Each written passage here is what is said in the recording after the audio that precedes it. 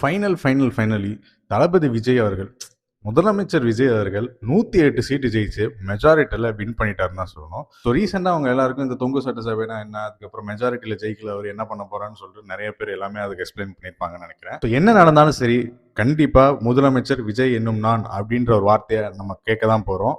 So இத்தனை நாள் நம்ம எல்லாருக்கும் அரசியல் மேலே பெரிய இன்ட்ரெஸ்ட் இல்லாமல் இருந்திருக்கலாம். எப்படி இருந்தால் இந்த 2 கட்சி தான் வரப்போகுது, வேற யாரும் வரப்போதில்லைன்னு சொல்லிட்டு ரொம்பவே சலிப்புத்தன்மையோடு நம்ம இருந்திருப்போம். ஆனால் இப்போ கடந்த ஒரு நாளில் மட்டும் எத்தனையோ மிராக்கள் நடந்துச்சுன்னு தான் சொல்லணும். பல சிட்டிங் மினிஸ்டர்ஸ் தோத்துருக்காங்க. ஏன் ஈவன் சிட்டிங் சீஃப் மினிஸ்டரே விஜய் அவர்கள் தோக்கடிச்சிருக்காங்கன்னு தான் சொல்லணும்.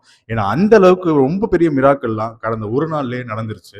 கூட்டம் ஓட்டா மாறாதா, தற்கூரி கூட்டம் ஓட்டு சீட்டா மாறாதான்னு கேட்ட எல்லாருக்குமே விஜய் அவர்கள் சரியான பதிலடியை கொடுத்துருக்காங்கன்னு தான் சொல்லணும். இந்த மாற்றம் தமிழ்நாட்டுக்கு வந்துருச்சு. ஸோ இன்னைக்கு அதோட முதல் நாள். நீங்க எப்படி அதை ஃபீல் பண்ணீங்கன்னு தெரியல.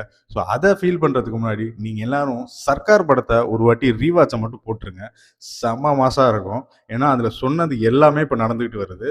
ஸோ உங்களுக்கு இந்த 5 வருஷம் எப்படி இருக்குன்னு சொல்றதை கமெண்ட்ல சொல்லிட்டு மறக்காம பேஜை ஃபாலோ பண்ணிடுங்க.